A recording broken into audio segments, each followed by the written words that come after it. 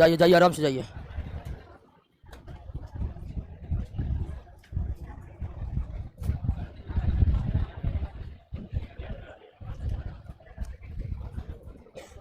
चलिए बैठ गए साहब, शांत हो जाइए, बातचीत करना बंद कर दीजिए तो पहले, क्योंकि कंपटीशन आपके बगल वाले से ही है। ओके, और बार बार हम कह रहे हैं दरोगा वहीं बनेगा जो घर पे पढ़ेगा, ठीक है? तो घर पर एक दिन पढ़ा अगर नहीं करिएगा ना तो आप अपने साथी से 5 दिन पीछे हो जाइएगा। अब कहिएगा कि एक दिन नहीं पढ़ेंगे 5 दिन कैसे पीछे हो जाएंगे, एक के दिन तो पीछे होंगे हम।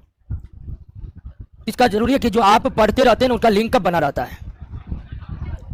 आवाज नहीं जा रही है? जा रहे पीछे में कोई?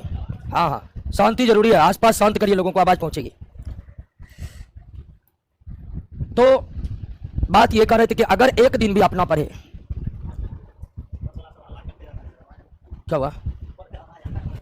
अच्छा बढ़ा दीजिए, बढ़ा दीजिए, इसी आवाज पर सब दिन क्लास होता है तो आवाज कैसे घट जाएगा? ज्यादा हो गया, हमको गूंज सुनाई दे रहा है, थोड़ा कम करिए। ओके चलिए, आवाज, अब आवाज तो आवाज जैसे जाएगा, डॉल्बी डिजिटल साउंड तो लगा नहीं है कि मुस्कान भरी आवाज पहुंचेगी क्या? तो आवाज ठीक है सब। हम बात कर रहे थे कि एक दिन अगर आप घर पर नहीं पढ़िएगा तो आप 5 दिन पीछा हो जाइएगा। कैसे? तो दोस्तों लिंक कब टूट जाता है ना, पढ़ने का लिंक टूट जाता है। एक दिन ना पढ़ने के बाद अगले दिन पढ़ाई बनने याद करना पड़ता, पढ़ क्या रहते हैं। इसीलिए घर का पढ़ा ही आपको दरोगा, कोई भी सरकारी नौकरी घर पर मेहनत जी तोड़ करने से प्राप्त होती है। दिक्कत यह है कि घर पर मेहनत जो हम करें तो पढ़े क्या, वही काम हम लोग कोचिंग में कर रहे हैं कि पढ़ना क्या है, कैसे पढ़ना है। और हमारा सिलेबस तो सबसे आसान है, बस क्वेश्चन करते जाना है।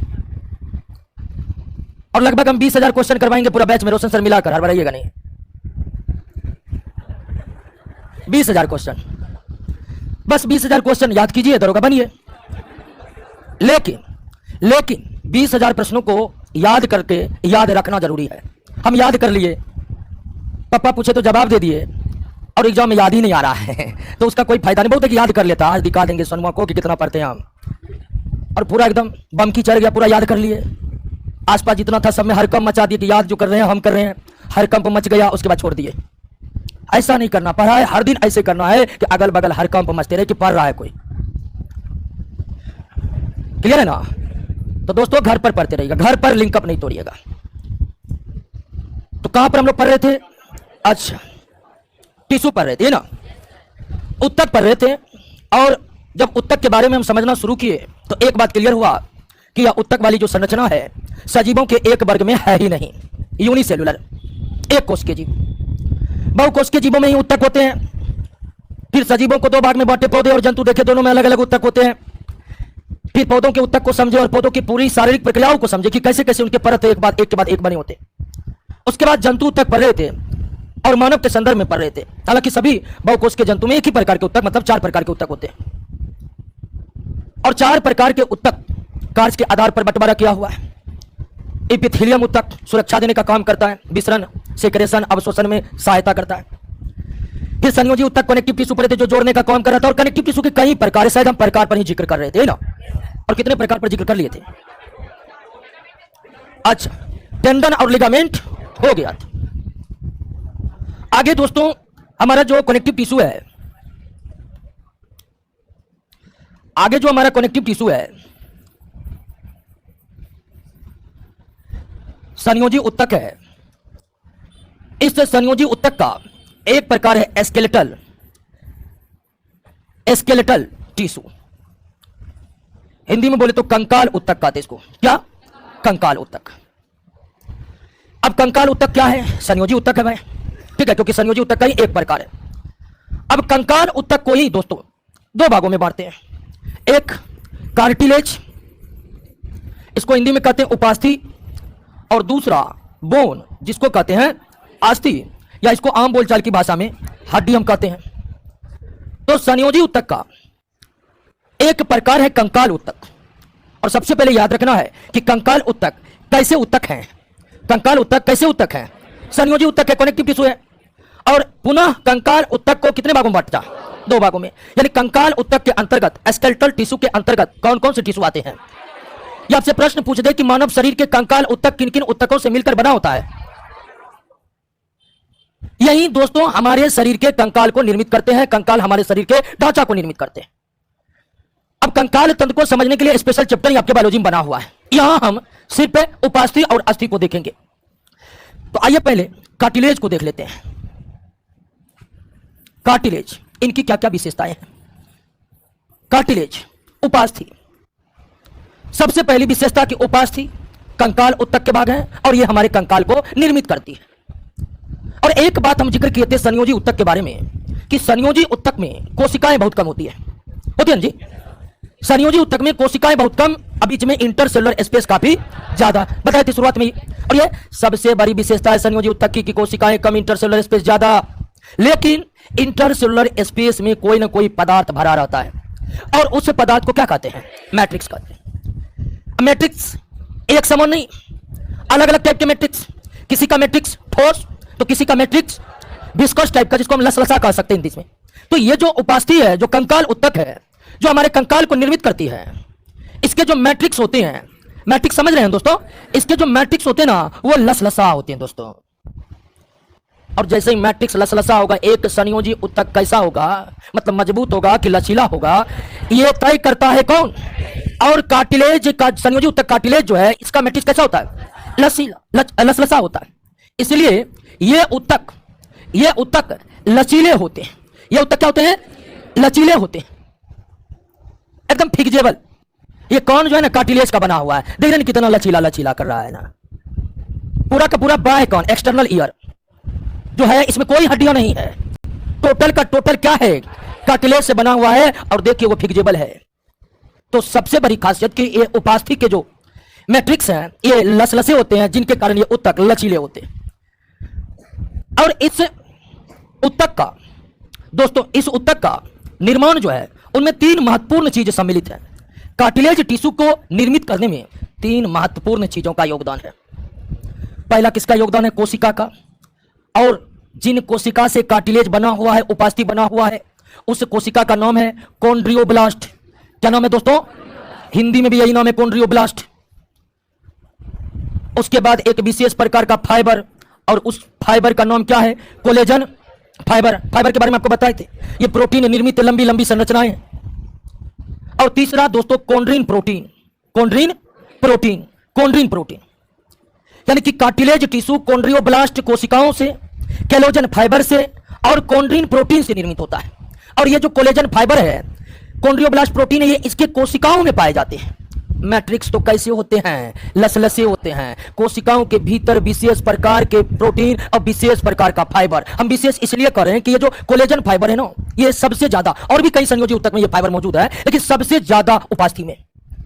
यानी अगर पूछ दे कि मानव शरीर में कोलेजन फाइबर की सर्वाधिक मात्रा किस में होती है? उपास्थि में होती है। तो कार्टिलेज टिश्यू किन किन चीजों से मिलकर बना हुआ है? कॉन्ड्रियोब्लास्ट कोशिका, कोलेजन फाइबर और कॉन्ड्रिन प्रोटीन। कैसे होते हैं? लचीले होते हैं। कहां होते हैं? उसमें भी आपको ज्यादा कुछ याद रखना नहीं है दोस्तों। ये हमारे बाह्य कर्ण में होते हैं। कहां होते हैं? ये हमारे श्वास नली में होते हैं। कहां होते हैं? श्वास नली में होते हैं, ठीक है। ये हमारे, उसके बाद श्वास नली, एक छाती के बीचों बीच हड्डी है, उसके ऊपर ये चढ़े होते हैं एस्टर्नम में। तो सीधा सीधा समझिए ना, जहां कुछ लचीला मिल रहा है ना, समझिए वहां क्या है? कार्टिलेज। कंकाल उत्तक में जो लचीला है वो कार्टिलेज। क्लियर हो गया दोस्तों? समझ गए? बस इतना ही याद रखना है कि उपास्थि कंकाल उत्तक है, जिसके मैट्रिक्स लसलसे होने के कारण ये उत्तक कैसे होते हैं। इस उत्तक का निर्माण किस कोशिका से होता है? इस उपास्थि उत्तक में, इस उपास्थि उत्तक के कोशिकाओं में कौन से महत्वपूर्ण प्रोटीन पाए जाते हैं? कॉन्ड्रिन प्रोटीन पाए जाते हैं। और कौन से फाइबर पाए जाते हैं? कोलेजन फाइबर पाए जाते हैं। अगला पढ़ाइए। और ये बोन,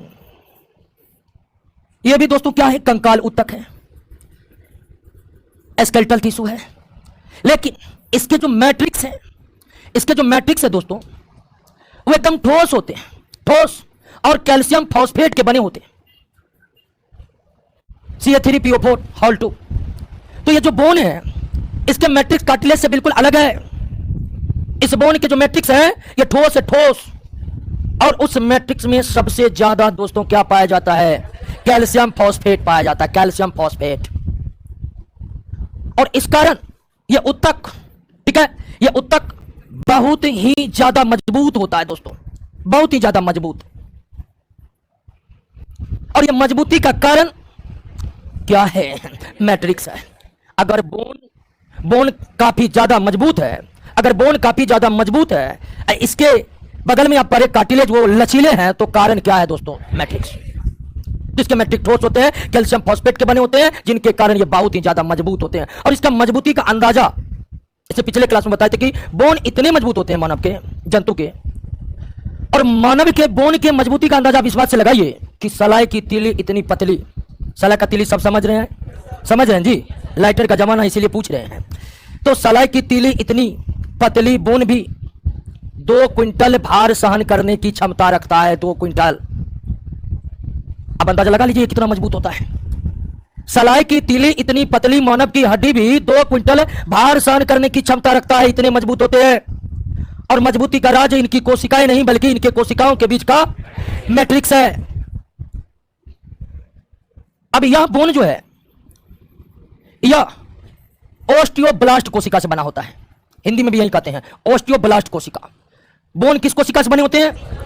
यह बोन में जो कोशिका होते हैं उसका नाम ओस्टियोब्लास्ट रखा गया है।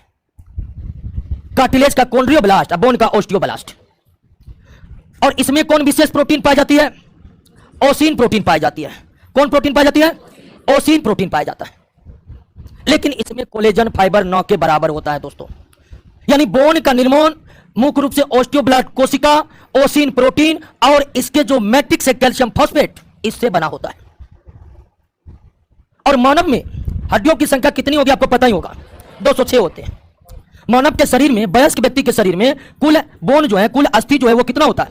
206 होता है। हालांकि जब बच्चे पैदा होते हैं तो 300 होते हैं उनमें, बाद में 94 आपस में जुड़ जाते हैं, 206 बचते हैं। और इन 206 हड्डियों में जो लंबे हड्डी है तथा मोटे हड्डी है, जो लंबे और मोटे हैं, सब तो लंबे और मोटे हैं नहीं 206 में, तो जो हड्डी लंबे और मोटे हैं उस हड्डी के बीच में एक कैविटी पाया जाता है और उसका नाम है दोस्तों क्या? Marrow cavity. हड्डियों के बीच में जो गुहा, कैविटी को हिंदी में गुहा कहते हैं, मज्जा गुहा, मज्जा गुहा। तो लंबी और मोटी हड्डियों के बीच में कैविटी पाया जाता है, कैविटी गुहा पाया जाता है, और इसका नाम क्या है दोस्तों? मज्जा गुहा, मैरो कैविटी। और मैरो कैविटी में जब एडिपोज, आप समझ रहे होंगे, एडिपोज मतलब कौन? बसा उत्तक भर जाते हैं। जब मैरो कैविटी में एडिपोज उत्तक, बसा उत्तक भर जाते हैं तो उसे हम क्या कहते हैं? बोन मैरो कहते हैं। क्या कहते हैं दोस्तों? बोन मैरो कहते हैं, अस्थि मज्जा कहते हैं। यानी कि सभी मज्जा गुहा अस्थि मज्जा नहीं है, वही मज्जा गुहा अस्थि मज्जा है जिसमें क्या भरा होगा? बसा उत्तक भरा होगा। तो जब लंबे और मोटे अस्थियों के बीच के मज्जा गुहा में बसा उत्तक भर जाते हैं तब उसे हम अस्थि मज्जा कहते हैं। और अस्थि मज्जा भी दोस्तों 2 प्रकार के होते हैं। अगर हम इसको हड्डी मान ले तो ऊपरी भाग में जो अस्थि मज्जा रहता है, ठीक है, ऊपरी भाग में जो अस्थि मज्जा रहता है उसे कहते हैं रेड बोन मैरो। क्या कहते हैं? Red bone marrow. और हड्डी के निचले भाग में जो बोन मैरो होता है उसके हम कहते हैं येलो बोन मैरो कहते हैं। क्या कहते हैं दोस्तों? येलो बोन मैरो कहते हैं। तो बोन मैरो की भी प्रकृति 2 प्रकार की होती है। हड्डियों के शीर्ष भाग में जो बोन मैरो है वे लाल अस्थि मज्जा, और हड्डी के निचले भाग में जो अस्थि मज्जा है उसे हम पीली अस्थि मज्जा कहते हैं। तो अस्थि मज्जा भी कितने प्रकार के? और इन अस्थि मज्जा में ब्लड सेल का निर्माण होता है, ब्लड सेल का। येलो में, सॉरी, रेड में आरबीसी का होता है, येलो में डब्ल्यूबीसी प्लेटलेट्स का होता है। तो हड्डी के बीचों बीच जो मज्जा गुहा होता है और उसमें जब बसा उत्तक भर के अस्थि मज्जा बनता है तो उस अस्थि मज्जा का कार्य बहुत ही विस्तृत है। ये हमारे रक्त कोशिकाओं को निर्मित करती है और रक्त में लगातार उसकी आपूर्ति करते रहती है, लगातार आपूर्ति करते रहती है। तो क्लियर हुआ बोन दोस्तों? कोई दिक्कत नहीं ना? बाकी स्केलेटन सिस्टम हम पढ़ेंगे तो बोन के बारे में और भी कुछ पढ़ेंगे वहां पर, लेकिन फिलहाल यही जानना है कि बोन कैसा उत्तक है और कंकाल उत्तक संयोजी उत्तक है। बोन का मैट्रिक्स कैसा होता है और किसका बना होता है? कैल्शियम फॉस्फेट का बना होता है। शरीर में कैल्शियम की कमी मतलब हड्डी कमजोर, सीधा असर। हड्डियों के स्वस्थ विकास के लिए कैल्शियम का उचित मात्रा में लेना आवश्यक है, नहीं तो इसका सीधा असर होगा, हड्डी कमजोर हो जाएगा। हालांकि कैल्शियम के अतिरिक्त अन्य भी कई चीजें जिसकी कमी से हड्डी कमजोर होता है, लेकिन हड्डी के कमजोरी में अगर किसी का मुख्य योगदान है तो वो किसका है? कैल्शियम का। फास्फोरस भी कम हो गया तो भी दिक्कत है। किस कोशिका से बने होते हैं? ऑस्टियोब्लास्ट कोशिका से बने होते हैं। कौन से खास प्रोटीन होते हैं? ओसिन प्रोटीन होते हैं। क्या सभी हड्डी में मज्जा होते हैं? नहीं, केवल लंबी और मोटी अस्थि के बीचों बीच क्या होता है? अब मज्जा अस्थि मज्जा कब बनता है? जब मज्जा गुहा में बसा ऊतक भर जाते हैं तो उसे हम क्या कहते हैं? अस्थि मज्जा भी कितने प्रकार के होते हैं? और इन अस्थि मज्जा में क्या बनते हैं? रक्त कोशिकाएं बनती है, रक्त कोशिकाएं। बस इतनी ही बात याद रखना है दोस्तों। अब आइए अगला जो है हमारा ब्लड। ब्लड, अब ध्यान दीजिए दोस्तों, यहां ब्लड के बारे में डिटेल से हमें नहीं पढ़ना है। एक चैप्टर है आपके बायोलॉजी में सर्कुलेटरी सिस्टम, जहां हम ब्लड को विस्तार से पढ़ेंगे। शायद 8वां या 9वां चैप्टर में आप देखिएगा बायोलॉजी का नोट्स में ब्लड के बारे में काफी विस्तार से, तो वहां हम ब्लड के बारे में विस्तार से पढ़ेंगे। लेकिन कुछ जानकारी यहां भी लेना है, और जानकारी ये लेना है कि ब्लड एक प्रकार का संयोजी ऊतक है। क्या है? संयोजी ऊतक है। और ये लिक्विड में होने के कारण, ठीक है, चूंकि ये लिक्विड में है तो इसको दोस्तों हम संयोजी ऊतक से ज्यादा बेहतर क्या कह सकते हैं? लिक्विड कनेक्टिव टिश्यू, यानी कि तरल संयोजी ऊतक है। तो ब्लड कैसे ऊतक है? तरल संयोजी ऊतक है। संयोजी ऊतक है ब्लड कह देना भी गलत नहीं होगा। लेकिन प्रकृति, अब तक जो आप संयोजी ऊतक पढ़े हैं, areolar, adipose, ligament, tendon, bone, cartilage, उन सबसे बिल्कुल अलग नहीं है। अलग इसलिए क्योंकि ये लिक्विड है, लिक्विड है। तो ब्लड एक तरल संयोजी ऊतक है और अन्य संयोजी ऊतक के तरह या नहीं होकर लिक्विड फॉर्म में होता है। तो इसका कारण क्या है? कारण यह है कि आपको हम पहले ही बताए थे कि एक संयोजी ऊतक कैसा होता है, यह डिपेंड करता है उसके मैट्रिक्स पर। क्योंकि संयोजी ऊतक में कोशिकाएं कम और कोशिका के बीच जगह ज्यादा खाली, और उस जगह में भी कई सारे द्रव के पदार्थ भरे होते हैं जिसको मैट्रिक्स कहते हैं। तो आखिर ब्लड तरल क्यों होते हैं जबकि अन्य संयोजी ऊतक ठोस फॉर्म में है? तो इसका कारण इसका मैट्रिक्स है दोस्तों। अगर ब्लड की बात करिएगा तो ब्लड संयोजी ऊतक है, और संयोजी ऊतक की सबसे बड़ी विशेषता की कोशिका कम होती है। अब ब्लड एक ऐसा संयोजी ऊतक है जिसमें कोशिका बहुत कम होती है, बहुत कम, मात्र कितना? 40 से 45%। एक संयोजी ऊतक जो ब्लड है उसमें कोशिकाएं बहुत कम, 40 से 45%। रेस्ट क्या है? जगह खाली है कोशिकाओं के बीच। और कितना जगह खाली हो जाएगा? 55 से 60%, इतना जगह खाली है। अब इतना जगह जो खाली है दोस्तों, इसमें भरे हुए हैं कैसे पदार्थ? तरल पदार्थ। जब इतने सारे जगहों में तरल पदार्थ भरे हुए हैं तो क्या लगता है ब्लड ठोस हो जाएगा? तो ब्लड अन्य संयोजी ऊतक के तरह ठोस क्यों नहीं है? इसका कारण है कि ब्लड के कोशिकाओं के बीच जगह बहुत खाली है और उन खाली जगह में तरल पदार्थ भरे होते हैं। यानी कि मैट्रिक्स जो ब्लड का है वो कैसा है? और मैट्रिक्स ही तरल है तो निश्चित ही कोशिका भी क्या होगा? तरल, सॉरी, ऊतक भी क्या होगा? तरल होगा। और चूंकि ब्लड का काम सभी संयोजी ऊतकों के कामों से बिल्कुल अलग और बिल्कुल स्पेशल है, इसलिए इसके तरल पदार्थ को मैट्रिक्स न कहकर एक विशेष नाम दिया गया है। क्या? प्लाज्मा। सभी संयोजी ऊतक के कोशिकाओं के बीच जो पदार्थ भरे हैं दोस्तों उसको मैट्रिक्स ही कहते हैं, लेकिन ब्लड के जो मैट्रिक्स है उसको एक विशेष नाम दिया गया है और उसका नाम क्या है? तो ब्लड दो चीजों से मिलकर बना है, आप कह सकते हैं, कोशिका और blood cells and blood plasma. Cells कितना है? तो 45% लगभग। प्लाज्मा कितना है? 55% लगभग। रेशियो लेगा 40 से 45, 55 से 60। तो अब आपको क्लियर हुआ कि नहीं दोस्तों कि सभी संयोजी ऊतक ठोस है लेकिन ब्लड संयोजी ऊतक होकर भी तरल क्यों है? क्लियर हो गया कि नहीं हो गया? तो ब्लड किन किन चीजों से मिलकर बना है? सेल और प्लाज्मा से। अब ब्लड में सेल भी 3 प्रकार के दोस्तों, RBC, red blood corpuscles, WBC और प्लेटलेट्स। प्लेटलेट्स। तो रक्त में कोशिकाएं भी कितने प्रकार के? 3 प्रकार के, आरबीसी, डब्ल्यूबीसी और प्लेटलेट। सबके काम अलग, यानी जाइलम वाला हाल है इसका ना है। यानी जाइलम की तरह इसको भी आप कॉम्प्लेक्स टिश्यू कह सकते हैं ना, क्योंकि इसमें भी एक प्रकार के कोशिकाएं मौजूद है? नहीं मौजूद है। सिर्फ कार्य एक इकाई के रूप में संपन्न होती है, इसके लिए इसे ऊतक के श्रेणी में रखा गया है, जबकि यह अलग अलग कोशिकाओं से निर्मित है। क्लियर हो गया? ब्लड के बारे में आप अभी इतना ही समझिए, बाकी डिटेल में समझाने के लिए पूरा का पूरा चैप्टर है आगे दोस्तों। क्लियर हो गया? तो तरल संयोजी ऊतक दोस्तों ब्लड पर लिए एक और तरल संयोजी ऊतक है जिसका नाम क्या है? लिम्फ, लासिका। लासिका ये भी क्या है? तो ये भी ब्लड के तरह क्या है? तरल। यानी कि हमारे बॉडी में कितने प्रकार के तरल संयोजी ऊतक हैं? 2 प्रकार के, एक ब्लड और दूसरा कौन? लिम्फ। लिम्फ। अब लिम्फ क्या है इसको समझिए आप। लिम्फ को समझने से पहले आप ये समझ लीजिए कि मानव का जो शरीर है ना, मानव का शरीर, अब मानव का ही नहीं, जितने भी जंतु का शरीर है वो कई प्रकार के अंगों से बना हुआ है। उत्तक मिलकर क्या बनाते हैं? अंग। और मानव सहित सभी जंतुओं के शरीर में जितने भी अंग है ना, वो आपस में सटे सटे नहीं है, उनके बीच कुछ ना कुछ जगह क्या है? खाली है। फेफड़ा के बगल में हृदय है, तो ऐसा नहीं एकदम फेफड़ा और हृदय एकदम जुड़ा हुआ आपस में, उसके बीच कुछ ना कुछ जगह क्या है? तो अंगों की स्थिति यह है कि जितने भी अंग शरीर में हैं सभी एक दूसरे से सटे सटे नहीं हैं, उनके बीच कुछ ना कुछ जगह क्या है? खाली है, उनके बीच कुछ ना कुछ जगह खाली है। ये तो शरीर की विशेषता है, आप समझ गए। मशीन को देखें ना, नट बोल्ट पर सब कुछ एकदम पूरा टाइट फिटिंग रहता है, लेकिन मानव में ऐसा नहीं है जी। एक अंग है, कुछ स्पेस, दूसरा अंग की शुरुआत, तीसरा अंग की शुरुआत, फिर कुछ स्पेस, तो अंगों के बीच कुछ ना कुछ जगह खाली है।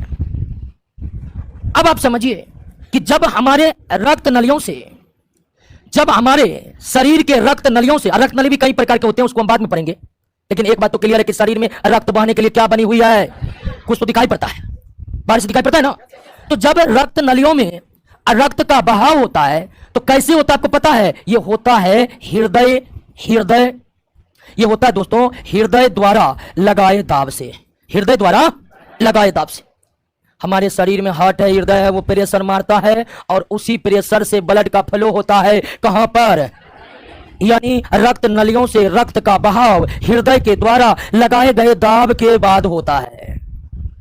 और जब यह उच्च दाब पर रक्त नलियों में रक्त जब बहती है ना, कुछ रक्त रिस रिस कर क्या होते हैं? बाहर निकल जाते हैं। कुछ रक्त रिस रिस कर क्या होते हैं?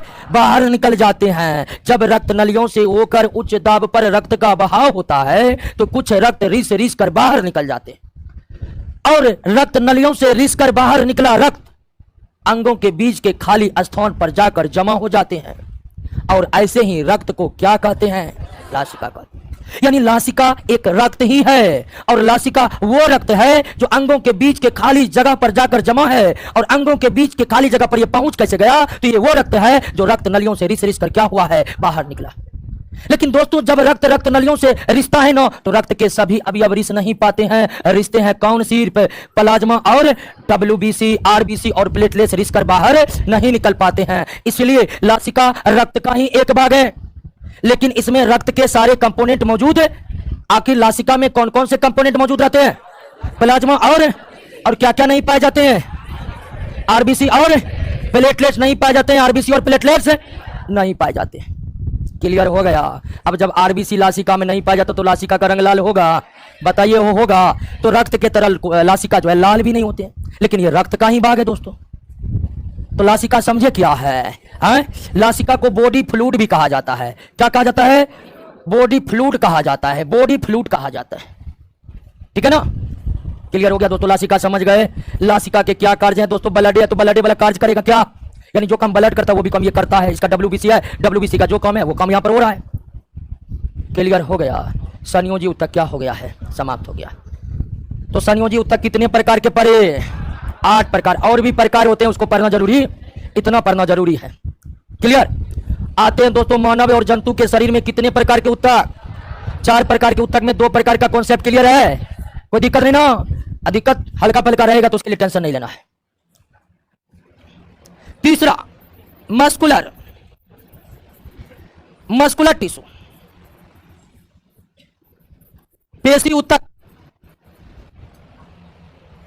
और इस उत्तक का काम है दोस्तों गति प्रदान करना। Very good. कौन बोले हैं? गति प्रदान करना। ठीक है, गति प्रदान करना है। गति प्रदान करना, हम चलते फिरते दौड़ते कूदते फांगते हैं, बस इसी उत्तक के बदौलत ये हो पाता है। अब आप कहिएगा कि इसी उत्तक के बदौलत गति हो पाता है और सब उत्तक के बदौलत नहीं हो पाता है, तो इसमें ऐसी क्या खासियत है? इसमें गजब की खासियत है दोस्तों। ये जो मस्कुलर टिश्यू है इसकी कोशिका में बहुत ही बेहतरीन क्षमता है। इसके कोशिका फैल सकते हैं, सिकुड़ सकते हैं, फैल सकते हैं और सिकुड़ सकते हैं। ऐसी विशेषता किसी और उत्तक में नहीं थी। अब तक हम इपिथेलियम पढ़े हैं, कनेक्टिव पढ़े हैं, इसके बाद हम नर्वस पढ़ेंगे। किसी की भी कोशिका फैलने सिकुड़ने के गुण से लैस नहीं था दोस्तों। यह मस्कुलर टिश्यू जिसका काम है जंतुओं को गति प्रदान करना, इनके कोशिकाओं में फैलने सिकुड़ने का गुण होता है। इनके कोशिका में फैलने सिकुड़ने का गुण होता है और इसी गुण के कारण यह गति प्रदान करने में सहायक होता है। अभी देखिए कि अंदर की जो मांसपेशी है, त्वचा इपिथेलियम, आपको ऐसे ऐसे करते आपको लगेगा त्वचा जो है नमर रहा है, सिकुड़ रहा नहीं। त्वचा तो इपिथेलियम है, स्क्वेमस से बना हुआ, उसके अंदर में जो मांसपेशी ऐसे की है, सिकुड़ गया कोशिका, ऐसे के फैल गया। अगर दोस्तों मांसपेशी की कोशिका फैलती सिकुड़ती नहीं तो हम दोस्तों हाथ ऐसे रख पाते, हाथ ऐसे, ठीक है, ऐसे ऐसे नहीं कर पाते। हालांकि और ज्वाइंट का भी योगदान है, लेकिन मांसपेशियों का सबसे ज्यादा योगदान है। तो इनके कोशिका फैल सकते हैं, सिकुड़ सकते हैं। फैलने और सिकुड़ने का गुण किस ऊतक के कोशिकाओं में रहता है? मस्कुलर टिश्यू में। आप कहिएगा ये गुण आता कौन से है? और सब कोशिकाओं में, और सब ऊतक के कोशिका में जो फैलने और सिकुड़ने का गुण नहीं था और इसमें है, तो जरूर इसमें कुछ स्पेशल होगा दोस्तों। क्या है ना? इस ऊतक के कोशिका में एक विशेष प्रकार के रेशा पाया जाता है। विशेष प्रकार का क्या पाया जाता है?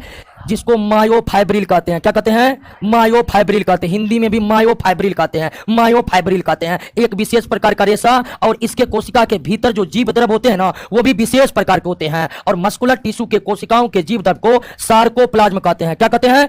सार्कोप्लाज्म कहते हैं। क्या कहते हैं दोस्तों? सार्कोप्लाज्म। तो मस्कुलर टिश्यू का काम है गति प्रदान करना। इनके कोशिकाओं में फैलने सिकुड़ने का गुण होता है। इनकी कोशिकाओं में फैलने सिकुड़ने का गुण दो कारणों से। एक की कोशिकाओं के भीतर कुछ विशेष प्रकार के फाइबर है जो इन्हें यह गुण प्रदान करता है फैलने सिकुड़ने का, और इस ऊतक के कोशिकाओं के जो प्रोटोप्लाज्म है वो भी विशेष प्रकार के हैं।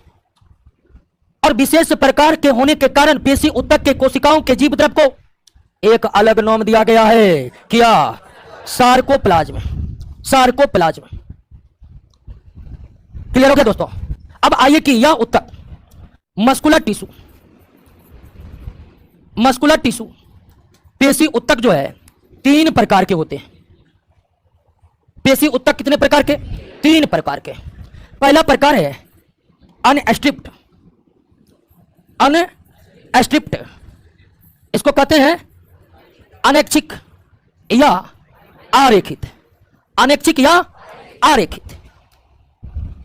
ये पेशी जो है, आरेखित पेशी, अनस्ट्रिप्ड मसल्स, ये हमारे उन अंगों में पाए जाते हैं जो अंग हमारे इच्छा के अधीन मूवमेंट नहीं करते। ऐसे अंग जिस पर हमारे इच्छा का कोई प्रभाव नहीं पड़ता है, उन अंगों की जो मांसपेशी है वो कैसी मांसपेशी है? आरेखित मांसपेशी है। जैसे हमारे अमाशय जो बना हुआ है, तो क्या अमाशय की फंक्शन हमारी इच्छा का दिन है? अभी मन होगा अमाशय को बोल देंगे अमाशय भोजन पचाना रोक दो, रोक देगा? अमाशय में मूवमेंट करा सकते हैं। ऐसे ढेर सारे अंग हैं, और जिन अंगों पर हमारे इच्छा का कोई प्रभाव नहीं है वो अनैच्छिक अंग है। और अनैच्छिक अंग में कौन मांसपेशियां? आरेखित मांसपेशी। और इसको आरेखित मांसपेशी इसलिए कहते हैं कि इसके कोशिकाएं जो होती है टेढ़ी मेढ़ी होती है, टेढ़ी मेढ़ी। और एक दूसरा मस्कुलर टिश्यू है रेखित। रेखित इसको कहते हैं स्ट्रिप्ड, या इसको कहते हैं ऐच्छिक। ऐच्छिक मांसपेशी। हमारे हाथ, हमारे पैर, हमारा गला, इन सब की गतियां क्या हमारे इच्छा के अधीन है? बिल्कुल है। आप गला को जब चाहिए तब घुमाइए, माने तो नहीं घुमाइए। हाथ पैर में आप अपनी इच्छा का अधीन मूवमेंट ला सकते, तो हाथ पैर गला या वो सभी भाग जिसकी गतियां हमारे इच्छा के अधीन है, और वहां की जो मांसपेशी है वो है रेखित मांसपेशी। इसीलिए इसे हम क्या कहते हैं? ऐच्छिक मांसपेशी। और इसके कोशिकाएं एकदम सीधे सीधे टेढ़े मेढ़े इसके, सीधे सीधे इसके। तो 2 प्रकार के ऊतक समझ गए दोस्तों। एक तीसरा प्रकार है मस्कुलर टिश्यू का, इसका नाम है कार्डियक। कार्डियक यानी कि हृदयक मांसपेशी। कार्डियक। दोस्तों हमारे शरीर में जितने भी अंग हैं ना, जितने भी अंग, सब स्पेशल हैं, लेकिन उन सभी अंगों में जो अगर सबसे स्पेशल है तो वो है हमारा क्या? हार्ट, यानी क्या? हृदय। सबसे स्पेशल है। क्यों? ये वो अंग है दोस्तों जो कभी थकता, ये वो अंग है जो सबसे ज्यादा कार्य करता है, बिना थके बिना रुके। हर अंग कार्य करते हैं, लेकिन हृदय कभी बिना थके रुके कार्य करता है और आजीवन कार्य करते रहता है। और तो और जब शिशु का विकास होता है, ठीक है, जब मां के गर्भ में शिशु का विकास होता है तो सबसे पहले किस अंग का निर्माण होता है? हृदय का। सबसे पहले शिशु निर्माण प्रक्रिया में सबसे पहले हृदय का निर्माण होता है। और हृदय का सिर्फ निर्मोण नहीं होता है, हृदय वो अंग है जो उस समय ही कार्य करना प्रारंभ करता है जब शिशु अपने मां के गर्भ में पल रहे होते हैं, यानी जन्म से पहले यह कार्य करना शुरू कर देता है दोस्तों, और आजीवन बिना रुके थके काम करते रहता है, यानी कि सबसे स्पेशल अंग। और सबसे स्पेशल अंग का निर्माण भी स्पेशल मांसपेशियों से हुआ है, और उसी मांसपेशी का नाम क्या है? कार्डियक। कार्डियक हूबहू देखने में कैसे लगता है? रेखित, यानी कि इनके भी कोशिकाएं, कार्डियक मसल्स के भी कोशिकाएं एकदम सीधे सीधे सीधे सीधे हैं, लेकिन प्रकृति सीधे अलग है। रेखित कोशिकाएं थकती है, इन सब कोशिकाओं में लैक्टिक अम्ल का संचय हो जाता है, फलस्वरूप ये सब उत्तक से निर्मित अंग थक जाते हैं। लेकिन मजाल है कि इसमें लैक्टिक अम्ल संचय होकर ये थक जाएगा दोस्तों? नहीं।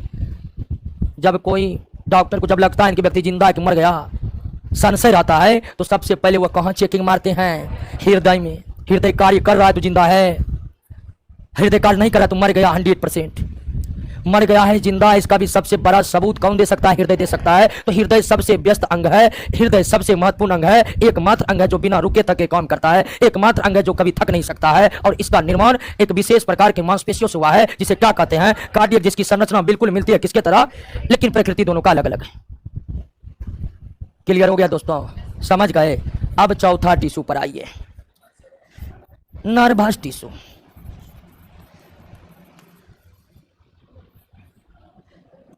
तंत्रिका उत्तक। तंत्रिका उत्तक जिन कोशिकाओं से बने होते हैं उस कोशिका का नाम क्या है? न्यूरॉन। और इसके बारे में तो आप जान ही गए होंगे, सबसे लंबी कोशिका। तो पूरे तंत्रिका उत्तक जिनका काम है बॉडी और ब्रेन, ठीक है, बॉडी और ब्रेन और बॉडी के बीच सूचनाओं का आदान प्रदान करवाते रहना। नर्वस टिश्यू का काम है संवेदनाओं का चालन करना, और संवेदनाओं का चालन किसके बीच करना? तो बॉडी, ब्रेन और बॉडी के बीच। और पूरे तंत्रिका उत्तक केवल एक ही प्रकार के कोशिकाओं से निर्मित है, और उस कोशिका का नाम है न्यूरॉन। यानी न्यूरॉन जो है यह तंत्रिका उत्तक की रचनात्मक इकाई भी है, क्योंकि पूरी तंत्रिका उत्तक इसी कोशिका से बना है, इसलिए यह रचनात्मक इकाई भी है। और तंत्रिका उत्तक का जो काम है body to brain, brain to body, ये काम भी तंत्रिका उत्तक अपने कोशिकाओं के बदौलत ही काम कर पाते हैं, यानी न्यूरॉन कोशिका के बदौलत। तो संरचना भी न्यूरॉन कोशिकाएं निर्मित कर रही है और कार्य भी बखूबी न्यूरॉन कोशिकाएं निभा रही है। इसलिए तंत्रिका उत्तक के क्रियात्मक और रचनात्मक इकाई को क्या कहा जाता है? न्यूरॉन कहा जाता है। तंत्रिका उत्तक के रचनात्मक और क्रियात्मक इकाई को क्या कहा जाता है? न्यूरॉन कहा जाता है। क्लियर हो गया? बस इतना ही जानना है। आगे नर्वस सिस्टम है, नर्वस सिस्टम में हम डिटेल में पढ़ेंगे इसको। क्लियर? कोई दिक्कत? दूसरा चैप्टर समाप्ति की घोषणा कर दे। क्वेश्चन चैप्टर समाप्ति का, अच्छा चैप्टर के थ्योरी समाप्ति की घोषणा कर देते। क्वेश्चन आप लोग बनाते हैं कि नहीं खुद से? हाँ, बनता है कि नहीं? ऐसा नहीं कि समझ लिए सब कुछ बना कुछ नहीं। तो प्रश्न लगातार बनाइए। तो आ जाइए दोस्तों, प्रश्न को कर लेते हैं, और आज हम दूसरा चैप्टर को समाप्त कर लेंगे। अब उसका क्या होगा? जिसका पहला चैप्टर का क्वेश्चन याद नहीं हुआ उसका क्या होगा बताइए? तो जिन सबको पहला चैप्टर के सारे क्वेश्चन याद हो गया है ना, अगर नहीं याद हो रहा है तो आपको कोई भी शक्ति दरोगा नहीं बना सकता है। ये बात कौन खोल कर आप सुन लीजिए। हंस कर पढ़िए, रो कर पढ़िए, आपको पढ़ना ही पड़ेगा, रटना ही पड़ेगा।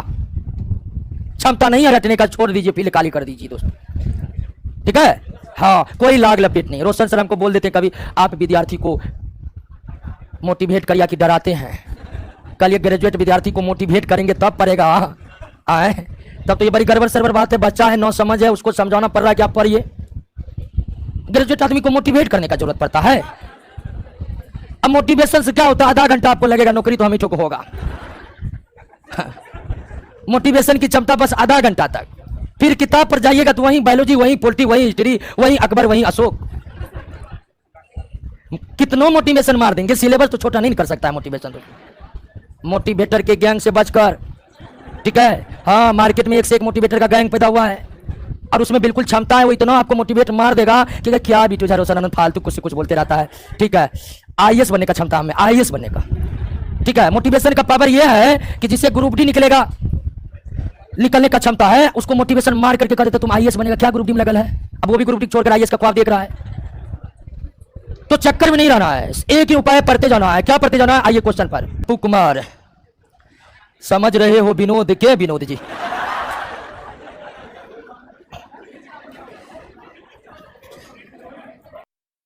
पादप तथा जंतु में दोनों में उत्तक पाए जाते हैं।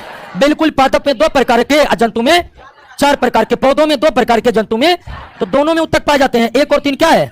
2 क्या है? गलत है। तीसरा, पौधे तथा जंतु दोनों की कोशिकाएं लगभग एक समान होती है कि नहीं होती है? पौधे में भी यूकैरियोटिक और जंतु में भी समान। फिर दोनों के उत्तकों एक दूसरे में बिल्कुल अलग अलग होते हैं। क्यों? तो पौधे में कोई गति नहीं होता, जबकि जंतु एक स्तन से दूसरे स्तन की ओर विचरण करते हैं। बिल्कुल, एक कारण गति है, दूसरा कारण वृद्धि है, तीसरा कारण अंग। उपर्युक्त सभी कारणों से पौधे और जंतु के उत्तक क्या होते हैं? अलग अलग होते हैं। क्लियर? हिस्टोलॉजी शब्द किसने दिया? और हिस्टोलॉजी में हम उत्तकों के बारे में अध्ययन करते हैं। मेयर ने यह शब्द दिया, एक विशेष कार्य करने वाले समान कोशिकाओं का समूह उत्तक कहते हैं। कथनों पर विचार कीजिए। किसी एक उत्तक में एक ही आकार विशेषता कोशिका पाए जाते हैं। बिल्कुल सही है। कुछ उत्तकों में विभिन्न आकार बनावट की कोशिका होती है। यह भी सही है। जाइलम ब्लड हम पढ़ चुके हैं, तो दोनों कथन क्या है? लेकिन कुछ में ही होते हैं, लगभग में यही होते हैं। पादपों में विभाजोत्तकी मेरी एस्टिमेटिक उत्तक के बारे में कौन सा कथन सही है? यानी 3 गलत है, क्या सही है? देखते हैं कौन सही है। यह मृत उत्तक से बना है। जीवित कोशिका विभाजित करेगी। गलत। अपनी मोटी हो चुकी भित्तियों के कारण यह पादप को लचीलापन प्रदान करने वाला कोलेनकाइमा होता है। कोलेनकाइमा लचीलापन प्रदान कर रहा था, यह भी गलत। यह केवल वृक्ष के छाल में होते हैं, यह भी गलत है। छाल में तो मृत कोशिकाएं होते हैं। तो इसका मतलब ABC सही है, डी क्या है? सॉरी, ABC गलत है, तो डी देखिए सही है।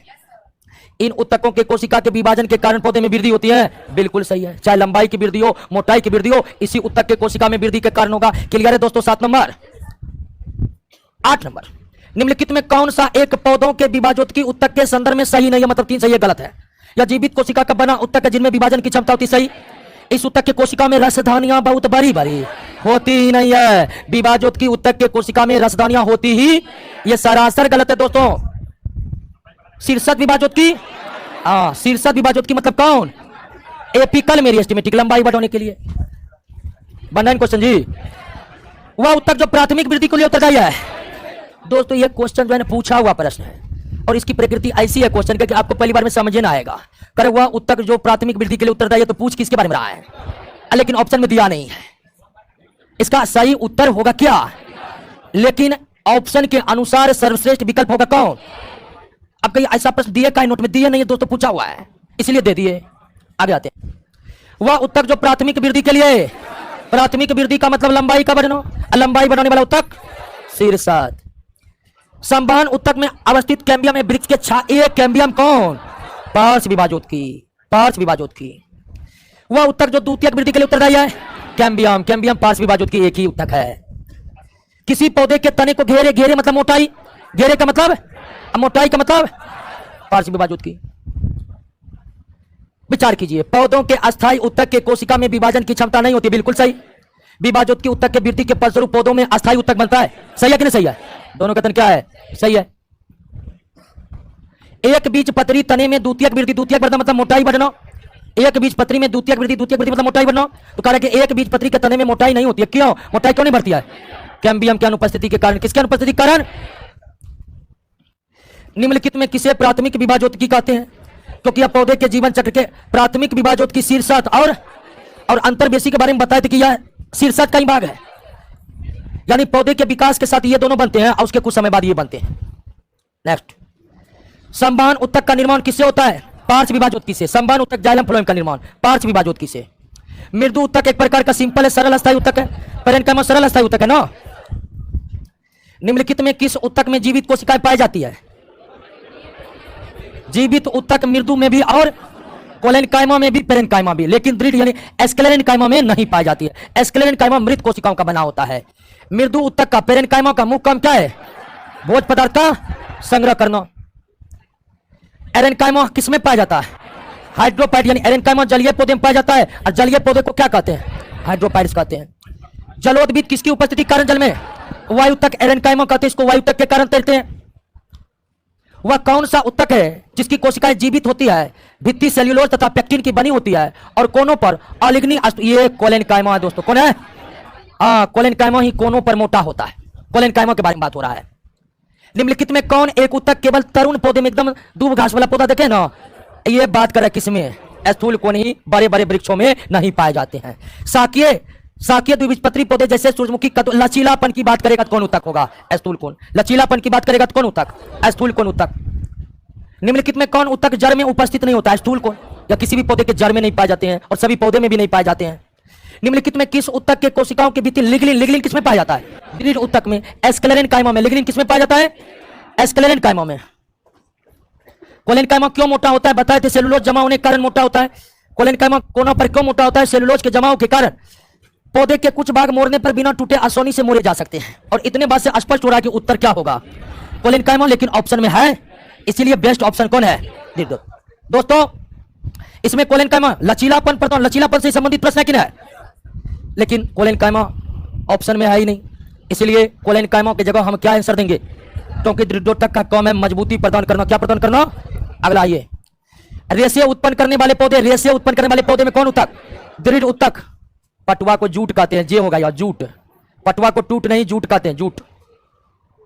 पटसन भी कहते हैं, पटुआ, पटसन, जूट पर्यायवाची है। फलों और बीजों के कठोर, कठोर का बात कर देगा कौन आएगा दोस्तों, दृढ़ उत्तक, एस्क्लेरेनकाइमा आएगा। सुबेरिन किसमें पाया जाता है, कॉर्क कोशिका में, पेड़ के छाल में पाया जाता है, कॉर्क मतलब छाल। व्यापारिक कॉर्क, कॉर्क कैम्बियम से, कॉर्क कैम्बियम से, कैम्बियम मतलब पार्श्व विभाजोत्की की कोशिकाएं बनाती है दोस्तों। क्या क्या, कॉमर्शियली बिकने वाला, जिसका बिजनेस किया जा सके, समझे। जैसे आम का फसल लगा है, व्यापारिक आम मतलब मालदह, ठीक है, तो कॉर्क सब पौधा में होता है, लेकिन कॉमर्शियली यूज करने वाला कॉर्क मतलब व्यापारिक कॉर्क, बस समझ रहे ना। वाणिज्यिक मूल्य वाला कॉर्क, सेम टू उसका हिंदी अनुवाद किस पौधा से प्राप्त होता है, क्वेकर्स सुबेर एक पौधा है, क्वेकर्स सुबेर का एक प्लांट है। इसी के कॉर्क का इस्तेमाल कॉमर्शियली रूप से खेलों के सामान बनाने में किया जाता है। पेरेनकाइमा का गोलाकार या अंडाकार, अंडाकार तो है नहीं तो गोलाकार देंगे। नेक्स्ट, दृढ़ उत्तक, एस्क्लेरेनकाइमा में कौन सा गुण नहीं पाया जाता है, यह मृदुत्तक कोशिकाओं से निर्मित होते हैं। यह तो सारा पहला कथन गलत, ये तो मृत कोशिकाओं से बने होते हैं। मृदुत्तक तो खुद जीवित कोशिकाओं के बने होते हैं, खुद उत्तक है। पहला कथन गलत है, बीसीडी को पढ़ लीजिए तो सही है कि नहीं है।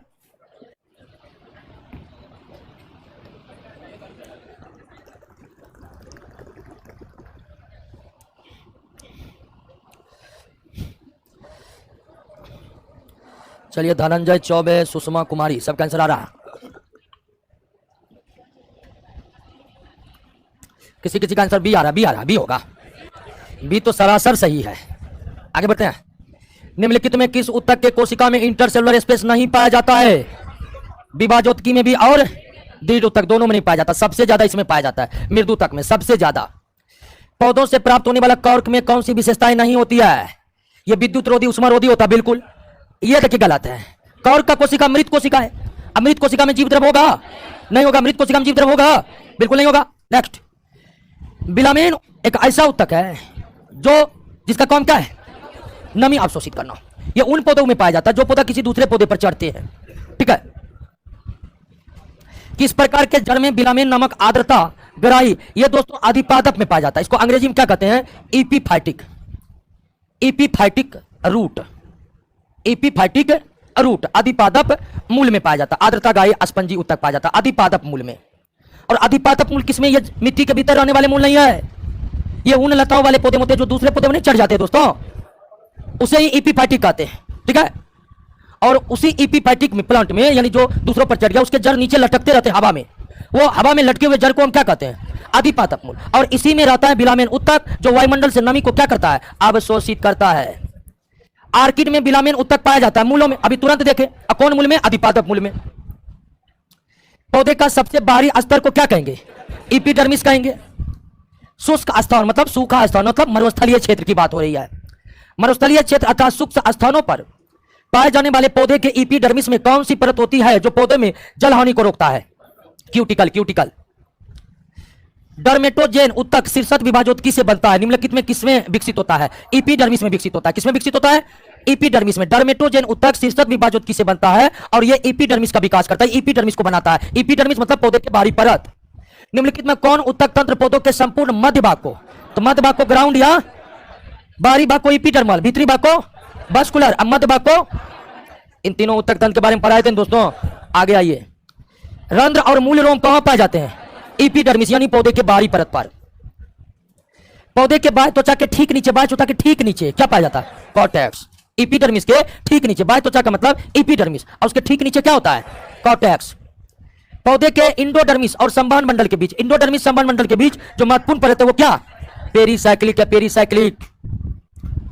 कैम्बियम के संदर्भ में कौन सा एक सही नहीं है? ये देखिए बी नंबर पर, ये करे एक बीजपत्री द्विबीजपत्री दोनों पाया जाता है। कैम्बियम उसी में जो मोटे होते हैं, गेहूं मक्का जैसे जो प्लांट है वो एक बीजपत्री है, उसमें मोटाई नहीं बढ़ता है, उसमें कैम्बियम। तो ये जो कथन है कि ये दोनों एक बीजपत्री द्विबीजपत्री दोनों में पाया जाता है, ये गलत है। कैम्बियम केवल द्विबीजपत्री में पाया जाता है, एक बीजपत्री में। निम्नलिखित में कौन सा परत भरण या मूल उत्तक तंत्र में आते हैं? तो दोस्तों कॉर्टेक्स, परिरंभ को पेरीसाइक्लिक मज्जा, और यहां पर पित्त नहीं पित्त होगा, पित्त किरणें, ये सभी ग्राउंड या फंडामेंटल टिश्यू सिस्टम के भाग है। क्लियर हो गया? नेक्स्ट, पौधे में भरण उत्तक तंत्र यानी ग्राउंड या फंडामेंटल टिश्यू सिस्टम के बारे में बात करा, तो उसका काम है भोज्य पदार्थ का निर्माण, उसका संग्रह करना। एपिडर्मल का काम है पौधों को अत्यधिक गर्मी या सर्दी तथा परजीवी कवक से बनाना। वास्कुलर का काम है पानी और भोज्य पदार्थ के जड़ को पत्ती तक पहुंचाना, और ग्राउंड और फंडामेंटल टिश्यू सिस्टम का काम है भोज्य पदार्थ का निर्माण तथा उसका संग्रह करना। निम्नलिखित में कौन अजैव पदार्थ है? दोस्तों इडियोप्लास्ट। इडियोप्लास्ट क्या है? अजैव पदार्थ है। समझ रहे हैं कि नहीं समझ रहे हैं? नहीं समझ रहे हैं दोस्तों, रट लीजिए, कुछ क्वेश्चन डायरेक्ट रटने वाला होता है, इसको आप रट लीजिएगा। आगे आइए, वह संवहन मंडल जिसमें जाइलम के दोनों ओर फ्लोएम पाए जाते हैं, ठीक है, ऊपर फ्लोएम, जाइलम और कहिए ये कौन सा है? ये सब कौन है? बाइकोलेटरल है ना, बताए थे ना। आइए दोस्तों, आइए समझ रहे हैं ना, xylem phloem, xylem phloem, xylem phloem, xylem phloem, ये पाया जाता है एक बीजपत्री के जड़ों में, एक बीजपत्री के तनों में नहीं, एक बीजपत्री के जड़ों में जो संवहन मंडल पाया जाता है। और ये स्टील में क्या क्या शामिल है दोस्तों? स्टील में शामिल है संवहन, सॉरी पेरीसाइक्लिक, पेरीसाइक्लिक को क्या कहते हैं? परिरंभ कहते हैं। संवहन पुल, पुल नहीं होगा यहाँ पर, यहाँ मूल लिखा हो, यहाँ पुल होगा, मूल मतलब जड़ होता है। संवहन पुल यानी वास्कुलर बंडल तथा मज्जा, ये तीनों को सम्मिलित रूप से स्टील कहा जाता है। इन तीनों को सम्मिलित रूप से क्या कहा जाता है? स्टील कहा जाता है। याद रखिएगा कि स्टील के अंतर्गत पेरीसाइक्लिक, संवहन बंडल और मज्जा आते हैं। एक वृक्ष की आयु का पता कैसे लगेगा? वार्षिक बलय का गिनती करके, जितना वार्षिक बलय उतनी आयु होगी। वार्षिक बलय में वृद्धि बलय में शामिल होते हैं कौन? बसंत काट, शरद काट दोनों शामिल होते हैं। दोनों बनने के कारण ही बलय बनता है दोस्तों, बताए थे कि ना। निम्नलिखित में किसकी सक्रियता के कारण वृद्धि बलय बनती है? दोस्तों अंतररंभीय एदा, इसको आप अंग्रेजी में लिख लीजिए, हिंदी में नहीं समझ।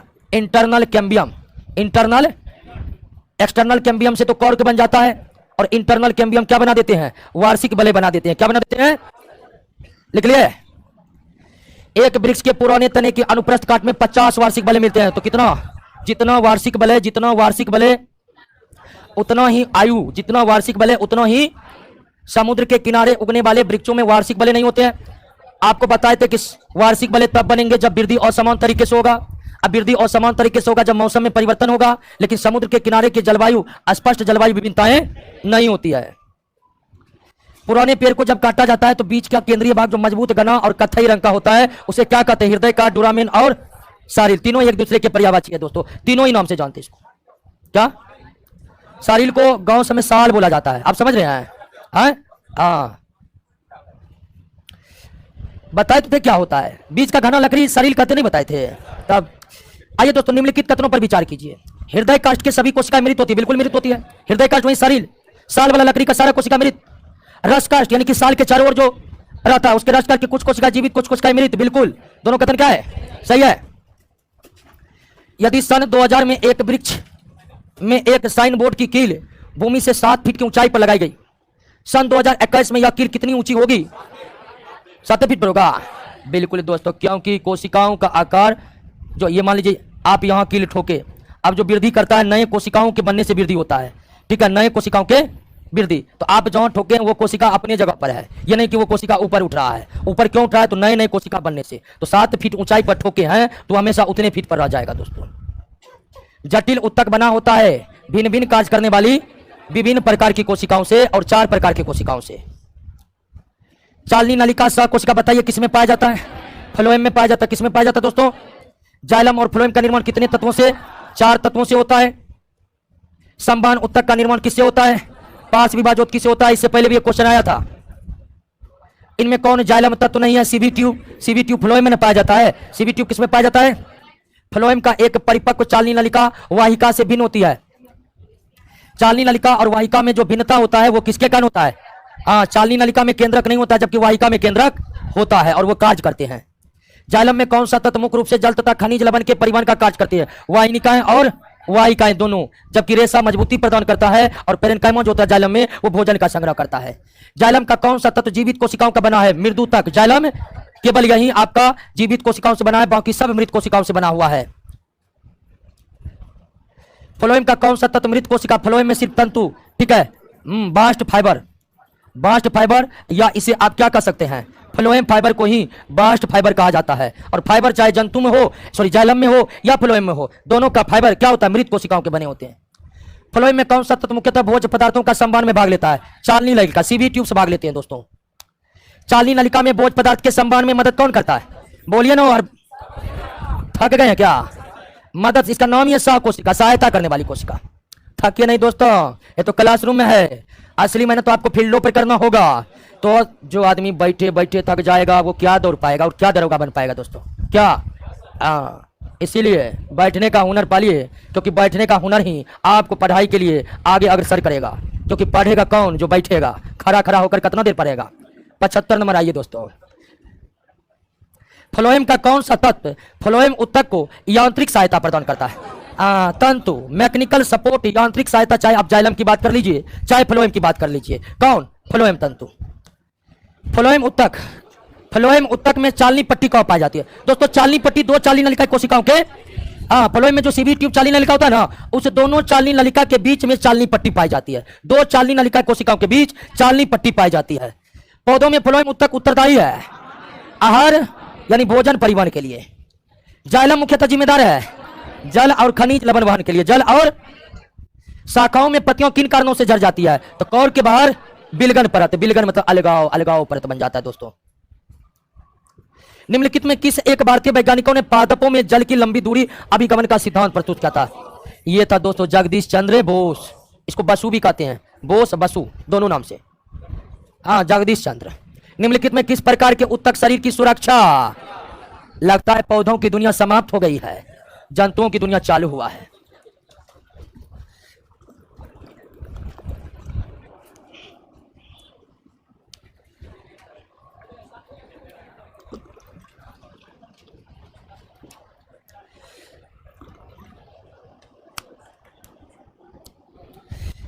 आइए 81 का क्या होगा? कौन सा उत्तक घाव भरने में? उपकला मतलब इपिथेलियम।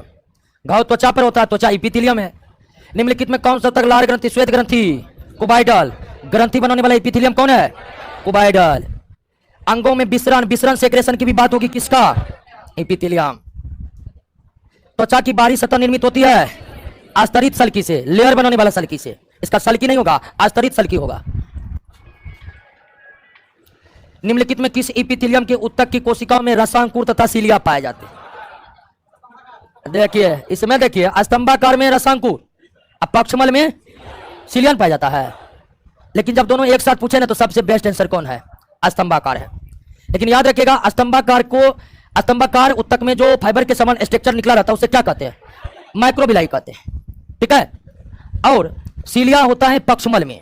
लेकिन माइक्रोबिलाई तथा सीलिया पूछते ना तो स्तंभाकार उत्तर देना है। आइए दोस्तों, इपिथेलियम उत्तक के कोशिका में कोशिकाओं की संख्या कम, अंतराकोश के पदार्थ अधिक। ये तो संयोजी उत्तक की विशेषताएं हैं। और दोनों कथन लगता है सरासर गलत है, पर ये तो भी 2 नंबर गलत है। क्या होगा सर? डी होगा। सल्की इपिथेलियम सुरक्षा करना, सल्की इपिथेलियम से त्वचा का निर्माण होता है और त्वचा हमारे शरीर का सुरक्षात्मक परत है। पक्षाभी इपिथेलियम उत्तक पाए जाते हैं, पक्षांभी ट्रेकिया और गर्भाशय में पाया जाता है। निम्नलिखित में कौन उत्तक त्वचा मांसपेशियों अथवा मांसपेशी, दो मांसपेशियों को जोड़ने का काम करता है? कौन? Areolar, areolar. मोटापा किसकी अधिकता कारण? बसा उत्तक की अधिकता का कारण। निम्नलिखित में कौन एक शरीर को गर्म रखने के लिए उत्तरदायी है? बसा में उत्तक। ऊंट का कुब्बर भी किस उत्तक से भरा रहता है? ऊंट के कुब्बर में भी बसा में उत्तक भरा रहता है। जब उसे पानी की कमी होती है तो उसी बसा का ऑक्सीडेशन करके पानी उत्पन्न करता है। निम्नलिखित में किस उत्तक की कोशिका में बसा की बूंदे भरी रहती है? बसा संयोजी उत्तक में ईडिपोज में भरा रहता है। निम्नलिखित में कौन उत्तक है? रुधिर, अमाशय, यकृत, वृक्क, अंग है अंग, जबकि ब्लड अभी तुरंत पढ़े क्या है? कौन उत्तक है? तरल संयोजी उत्तक। निम्नलिखित कौन उत्तक का उदाहरण है? लासिका, मस्तिष्क, यकृत, अमाशय ये सब अंग है, लासिका उत्तक है।